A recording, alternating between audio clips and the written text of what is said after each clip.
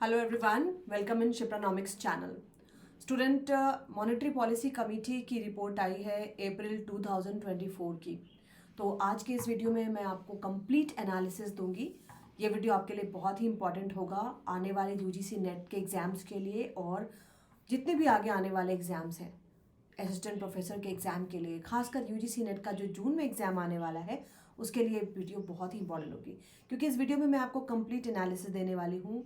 और लगातार जो अक्टूबर 2023 की एमपीसी की मीटिंग हुई थी, दिसंबर 2023, फेब 2024 एंड नाउ अप्रैल 2024, इन चारों मीटिंग की एनालिसिस को मैं इसमें दूंगी सो दैट आपके एग्जाम में कोई भी क्वेश्चंस आते हैं मॉनेटरी पॉलिसी कमेटी की बैठक से रिलेटेड, आप उसका जवाब दे सकोगे। तो इस कंप्लीट वीडियो को आप देखेंगे और इस वीडियो के बाद आपकी जितनी भी क्वेरीज होंगी वो सारी सॉल्व हो जाएंगी। ठीक है, first let me introduce my self student. I am doctor Shipra Srivastava, this I am UGC NET JET and PhD from University of Jammu, and I am lifetime member of Indian Economics and Allied Sciences Association. This is my mobile number 932063434901. And student, you can message me on this number, but please don't spam. And this is my app Shipranomics. आप मेरे app को Google play store से download भी कर सकते हैं। और मेरे ऐप पर अब यूजीसी नेट की लाइव क्लासेस चल रही हैं और साथ ही साथ मध्य प्रदेश असिस्टेंट प्रोफेसर की भी लाइव क्लासेस चल रही हैं और झारखंड की 2 क्लासेस चल रही हैं, झारखंड सेट की और Jharkhand assistant professor and TGT also. तो ऑल ओवर इंडिया में जितने भी स्टेट्स हैं स्टूडेंट और जितने भी कोर्सेज हैं, name a course and the course is there, तो आप you can check your course from शिप्रानॉमिक्स ऐप। चलिए, सबसे पहले देखो मॉनेटरी पॉलिसी कमेटी की जितनी भी बैठक हुई है कंजिक्यूटिव, ये 7th है, लेकिन मैं आपको एनालिसिस दूंगी अक्टूबर 2023 से लेकर अभी अप्रैल 2024 तक की जो मीटिंग्स हुई हैं, इसमें जो डिसीजन लिया गया उस डिसीजन को लेने का कारण क्या रहा। ठीक है, तो हम स्टार्ट करेंगे अक्टूबर 2023 से। अक्टूबर 2023 सबसे पहले देखो, हमारे यहाँ जो मॉनेटरी पॉलिसी कमेटी की मीटिंग में डिसीजन लिया जाता है, हम इसको पूरे वर्ल्ड से भी कंपेयर करते हैं। जब भी आरबीआई कोई डिसीजन लेती है तो आरबीआई इंटरनल मार्केट और एक्सटर्नल मार्केट दोनों के पॉइंट ऑफ व्यू से डिसीजन लेती है। आरबीआई के पास ड्यूअल रिस्पॉन्सिबिलिटी है। पहला, आरबीआई को अपने इंटरनल मार्केट में इन्फ्लेशन को भी कंट्रोल करके रखना है और दूसरा, एक्सटर्नल मार्केट में रुपये की वैल्यू को भी स्टेबलाइज करके रखना है। ठीक है, ये 2 चीज़ें आप समझ गए। और इसी के साथ साथ हमारी इंडियन इकोनॉमी, अभी चूंकि हम वर्ल्ड इकोनॉमी से सारी इकोनॉमी इंटीग्रेटेड है, तो हमारी इंडियन इकोनॉमी पर वर्ल्ड इकोनॉमी भी अपना कुछ ना कुछ इफेक्ट डालती है। ठीक है, वो इफेक्ट क्या होता है? अगर इंटरनेशनल लेवल पर ऑयल प्राइसेस बढ़ते हैं तो इसको मैं कहती हूँ इम्पोर्टेड इन्फ्लेशन, कि हम आयात कर लेते हैं, मुद्रास्फीति। तो इम्पोर्टेड इन्फ्लेशन का असर भी हमारी इकोनॉमी पर देखने को मिलता है। अगर इंटरनेशनल इक्विटी मार्केट में कुछ डिस्टर्बेंस होता है, उसका भी इम्पैक्ट हमारी इकोनॉमी पर देखने को मिलता है। अभी जो जियो पॉलिटिक्स चल रही थी, रशिया यूक्रेन का जो वॉर चल रहा था, उसका भी इम्पैक्ट देखने को मिला। कोविड-19 का इम्पैक्ट तो पड़ा ही पड़ा था। तो देखो, जब भी मॉनेटरी पॉलिसी कमेटी की कोई भी बैठक की जाती है तो इंडियन इकोनॉमी को देखने के साथ ही साथ वर्ल्ड इकोनॉमी को भी ध्यान में रखना पड़ता है। तो जब अक्टूबर 2023 की समिट कॉन्फ्रेंस हुई, उस वक्त global growth was losing momentum. पूरे वैश्विक स्तर पर जितने भी कंट्रीज के नाम लो, सभी के पास कुछ ना कुछ प्रॉब्लम्स हो रही थी। इन्फ्लेशन एक ऐसी प्रॉब्लम थी जिसने बहुत कम कंट्रीज को छोड़ा था और हमारे यहाँ भी इन्फ्लेशन की प्रॉब्लम चल रही थी। तो हमारी इंडियन इकोनॉमी में इन्फ्लेशन को कंट्रोल करना आरबीआई का सबसे बड़ा उद्देश्य रहा है। इन्फ्लेशन अगर बढ़ गया, मुद्रास्फीति बढ़ गई, मुद्रास्फीति मतलब महंगाई बढ़ना, और अगर इंटरनल मार्केट में महंगाई बढ़ गई किसी भी कारण से, एक तो रुपए की वैल्यू घटेगी और दूसरा जो गरीब वर्ग हैं, जो मिडिल क्लास हैं, उन पर ये ज़्यादा प्रभाव उसका पड़ेगा। तो अपनी इकोनॉमी में आरबीआई को इन्फ्लेशन को टारगेट करके और उसको कम करके रखना बहुत ही ज़रूरी है। इसके लिए दिसंबर 2023 में क्या किया गया था? इंटरेस्ट रेट को हाई करके रखा गया था। इंटरेस्ट रेट को बहुत टाइम से हाई रखा गया था। Higher interest rate for long time, financial condition was tight in India. Interest rate को हाई रखने से क्या होता है, लोन कम क्रिएट होते हैं, लोन कम जनरेट होते हैं, क्योंकि उतने हाई इंटरेस्ट रेट पर लोग लोन लेना नहीं चाहेंगे। और जब लोन कम जनरेट होते हैं स्टूडेंट, तो उसका असर क्या पड़ता है, इन्वेस्टमेंट पर पड़ता है, इन्वेस्टमेंट कम हो जाता है। ठीक है, तो हायर इंटरेस्ट रेट वो for long time financial condition was tight in India. अभी इस समय आरबीआई के पास एक और प्रॉब्लम थी जो आरबीआई को फेस करनी पड़ रही थी। वो प्रॉब्लम क्या थी, कंज्यूमर प्राइस इंडेक्स, जिसको हम कहते हैं, हमें इंडिया में अगर इन्फ्लेशन को मापना होता है तो consumer price index is the best measurement. तो सीपीआई इंडेक्स जो था इंडिया का, वो काफ़ी ज़्यादा बढ़ा हुआ था। सीपीआई इंडेक्स हमारा बहुत ज़्यादा था, मतलब इन्फ्लेशन का रेट हमारा बहुत ज़्यादा था। इसके बावजूद उस वक्त अक्टूबर 2023 में इंडिया की जो जीडीपी ग्रोथ रेट थी 6.5% थी। लेकिन इन्फ्लेशन के टारगेट को बनाए रखने के लिए आरबीआई ने जो फैसला लिया वो क्या था, 6.5% रेपो रेट अनचेंज, एंड उसके साथ ही साथ विड्रॉल ऑफ अकोमोडेटिव स्टैंस। तो ये दो जो फैसले आरबीआई ने लिए, उसका मेन फोकस था to control inflation rate in India. ठीक है, और इन्फ्लेशन रेट को कम करना बहुत ज़रूरी है। अब एक प्रॉब्लम यहाँ पर ये होती है कि इन्फ्लेशन इतना बढ़ क्यों जाता है। अगर हम पुराने डेटाज भी देखते हैं तो the main reason was unprecedented food price shock. हमारे यहाँ जो खाद्यान्न की कीमत है वो ज़्यादा बढ़ जाती है, और सीपीआई का जो CPI basket, consumer price index जो बनता है, वो सीपीआई बास्केट को देखते हुए किया जाता है। सीपीआई बास्केट में कुछ फूड एंड सर्विसेज रखी जाती है, तो उसमें जो फूड प्राइसेस हैं उनके प्राइस ज़्यादा बढ़ जाते हैं। तो the reason was unprecedented food price shock. तो दिसंबर के पहले अक्टूबर 2023 में जो आरबीआई ने अपनी मीटिंग की थी, उसमें रेपो रेट को अनचेंज्ड रखा था। तो एग्जाम में अगर आपसे ये पूछा जाता है कि आरबीआई का पिछला 2-3 बार का अगर मॉनेटरी पॉलिसी कमेटी का रिपोर्ट मांगा जाता है, तो अक्टूबर से आप दे सकते हो। अक्टूबर 2023 the stance was the unprecedented food price shock, and due to that inflation surged in the economy. To control that inflation, RBI, the step taken by RBI was repo rate. He kept the repo rate high. इसके बाद हम आ जाते हैं monetary policy committee meet December 2023। Things have changed, economy change कर रही थी, economy में जो कंडीशंस थे धीरे धीरे करके अच्छे हो रहे थे, और ग्लोबल इन्फ्लेशन रेट भी कम हो रहा था।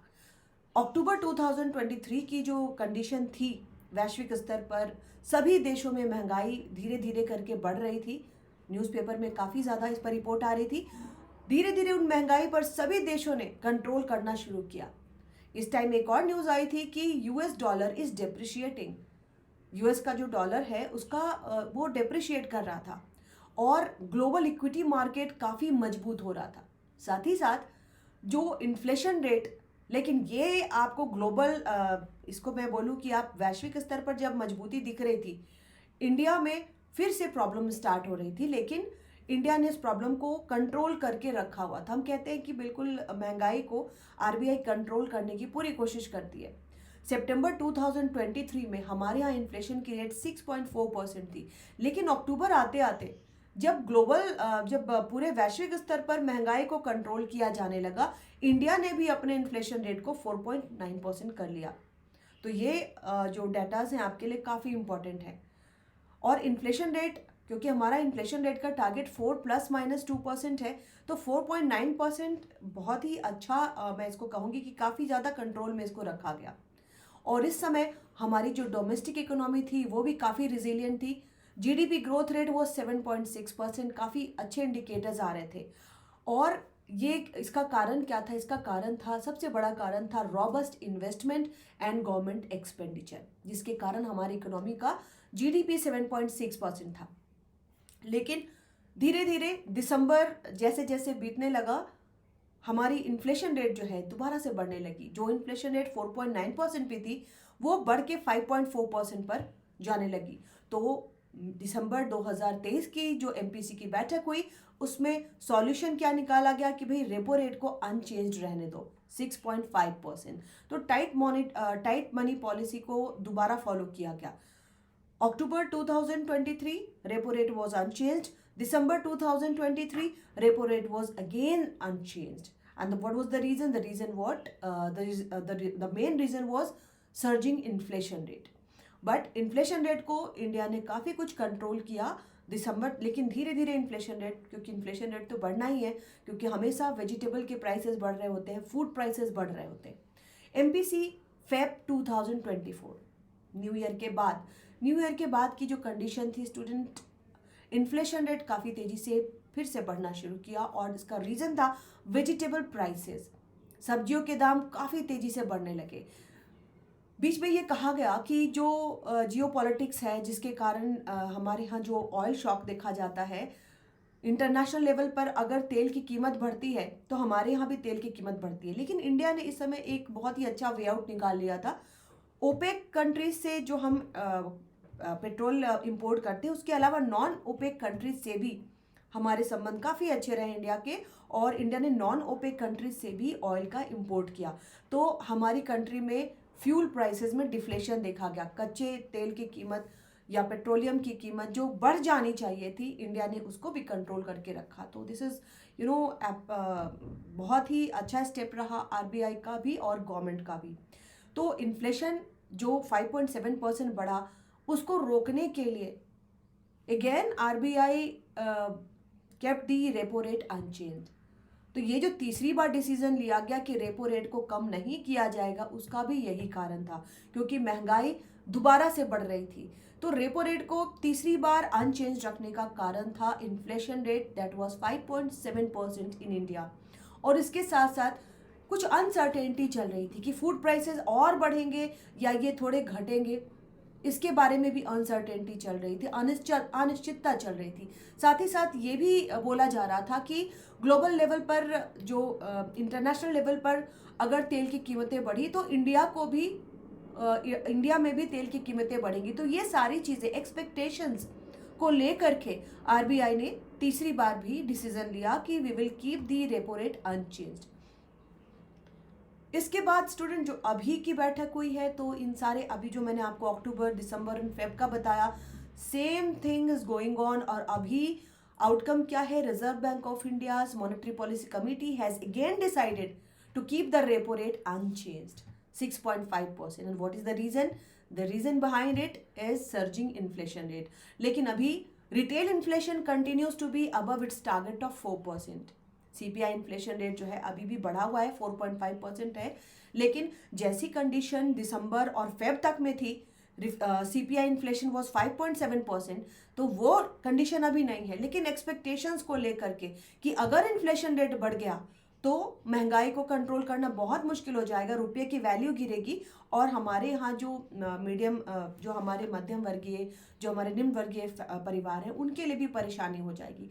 तो इंडिया में सबसे मेन जो आरबीआई का फोकस है वो है to keep the inflation rate within limit 4 ± 2%। तो अभी इंडिया में जो अभी मॉनेटरी पॉलिसी की बैठक हुई, दैट इज़ इन अप्रैल 2024, उसमें भी यही फैसला लिया गया कि रेपो रेट को अनचेंज रखा जाए। रेपो रेट को अनचेंज रखने का मतलब है कि अभी भी हमारी अर्थव्यवस्था में जो इन्फ्लेशन का खतरा है वो पूरी तरह से नहीं टला है। तो इसको देखते हुए post monetary policy press conference, RBI governor Shaktikanta Das ji said inflation is moderating and the GDP growth is robust. Yes, यहाँ पर एक बात उन्होंने और भी कही कि ग्रॉस डोमेस्टिक प्रोडक्ट जो है, हमारा जो जीडीपी का रेट है वो काफ़ी अच्छा है, 7% फाइनेंशियल ईयर 25 के लिए इन्होंने टारगेट बताया है।